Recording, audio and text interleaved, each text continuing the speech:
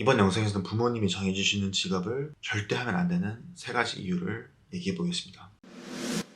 안녕하세요. 저희 Y디스커버리 채널에 와주셔서 감사합니다. 너무나 많은 사람들이 부모님의 기대와 강요로 인해서 커리어 주도권을 잃고 자신이 뭘 좋아하고 뭘 하고 싶은지도 모른 채 스스로를 의심하고 커리어적으로 방황을 하는 경우가 너무나 많습니다. 그래서 저는 사람들이 커리어 주도권을 되찾고 명확하고 확신에 찬 삶을 살 수 있도록 돕고 있는 자기발견 코치 영이라고 합니다. 저도 20대 중후반까지 부모님이 원하시는 직업을 이뤄내야 된다는 부담을 갖고 살았는데요. 그래서 이번 영상에서는 왜 부모님이 정해주시는 직업을 하면 안 되는지 낱낱이 밝혀드리겠습니다. 첫 번째, 사람은 시대를 예측할 수 없기 때문입니다. 10년 전, 5년 전에 지금 이 시대가 올 거라는 거를 예상을 하셨을까요? 우리가 지금 이렇게 빠르게 AI 시대가 올 거라는 거를 아무도 예측할 수 없었다는 거죠. 예를 들어서 공무원은 얼마 전까지만 해도 선망의 대상이었어요. 지금은요, 인기가 완전 바닥이 됐죠. 그럼 전문직은 어떨까요? 의사, 변호사, 회계사 같은 전문직들도 직업이 없어질 위기에 처해 있습니다. 당연히 이 직업들이 없어질 것이냐의 문제는 아직 더 봐야 되겠지만 필요한 의사, 변호사, 회계사 같은 전문직들의 숫자는 줄어들 겁니다. 왜냐하면 AI가 훨씬 더 우리 일을 효율적으로 만들어주고 자동화를 시켜줬기 때문에 많은 사람들이 그렇게 필요하지 않습니다.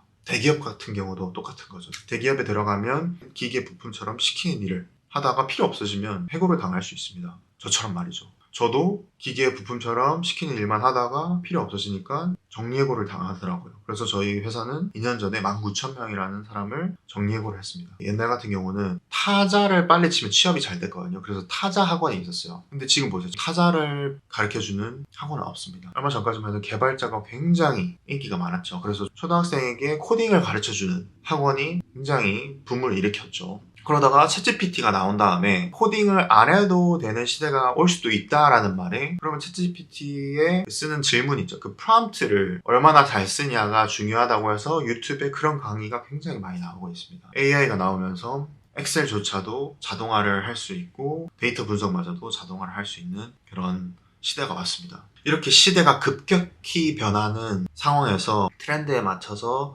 선택을 하는 것은 시대 예측도 불가능하고 굉장히 위험한 진로 선택 방법입니다. 두 번째, 결국 스스로 의심하고 방황하게 되기 때문입니다. 주체적인 의사결정권 없이 부모님이 시키시는 공부, 하라고 하는 진로를 하게 되면 어떻게 되는 줄 아시나요? 무조건 100% 언젠가는 길을 잃고 맙니다. 너가 어떻게 아냐고요? 간단히 생각하면 됩니다. 길을 잃는 이유는 본인의 길이 아니기 때문입니다.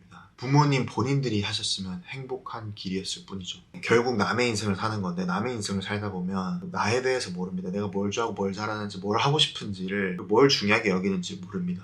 그렇게 살다가 초등학교, 중학교, 고등학교, 대학교까지 잘 졸업해서 공부 잘하고 직장까지 생활 잘하고 살다가 갑자기 어느 날 길을 잃게 됩니다. 내가 이 일을 왜 하는지도 모른 채 살다가 방황하고, 사람은 삶의 의미가 없으면 우울해지고 살아갈 힘이 안 납니다. 그러면 내가 왜 사는지조차 모르죠. 결국은 끝에 방황을 할 수밖에 없게 됩니다. 저도 똑같이 경험을 했었고, 제가 코칭해드린 분들 중에 많은 분들도 그런 경험을 했습니다. 제 경험담이 궁금하시면 제가 링크 아래 달아놓을 테니까 참조해주세요.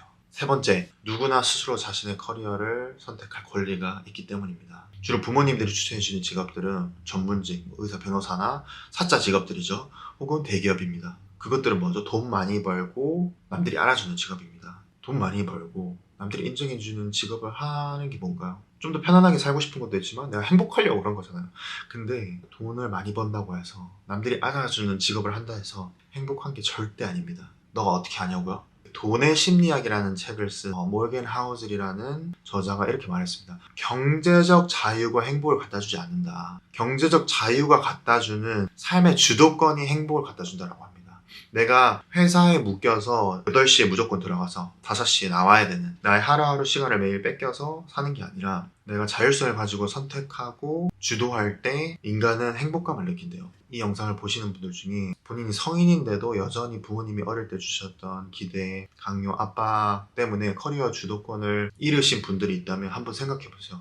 내가 지금 일하고 있는 게 행복한가? 근데 저는 남이 정해준 길을 걸어가면 아무도 행복하다고 생각할 사람은 없다고 생각합니다. 이 영상을 만약에 부모님이 보고 계신다면 조금 기분 나쁠 수도 있다고 생각을 해요. 아니, 내가 자녀 잘 되라고 내가 이때까지 내가 살아왔던 경험치가 있는데 아이는 잘 모르니까 내가 그걸 알려준 거고 좀 좋은 걸 선택해 주려고 한 건데 왜 그러냐, 좀 화가 나실 수도 있다고 생각하거든요. 저도 너무 공감을 합니다. 저희 부모님을 포함해서 모든 부모들이 자녀가 잘 되기를 바란다고 저는 믿어요. 저도 두 아이의 아빠거든요. 제 자식이 정말 잘 됐으면 좋겠어요. 자녀를 키우는 데 있어서 원점으로 돌아가야 되는 것 같아요. 자녀를 키우는 목적이 뭘까요? 궁극적인 목표가 뭘까요? 결국 자녀의 독립입니다. 심지어 오은영 쌤도 부모의 역할과 목표는 자녀의 독립이다 라고 말했습니다. 그 말은 즉 부모는 자녀의 잠재력을 발견시켜주고 스스로 길을 찾아서 선택할 수 있도록 배우게 해주고 도와줘야 된다는 거죠. 자, 그러면 마지막 질문으로 마무리를 하겠습니다. 그럼 여러분은 자신의 자율성과 주도성을 되찾기 위해서 2025년 반드시 해야 되는 것이 무엇인가요? 이 질문을 곰곰이 생각해 보시면서 노트에 적어 나가시면 훨씬 더 명확해지실 거라고 생각을 합니다. 저는 커리어 주도권을 되찾을 수 있도록 제가 경험했던 것들, 제가 공부했던 것들을 계속해서 공유하겠습니다. 감사합니다.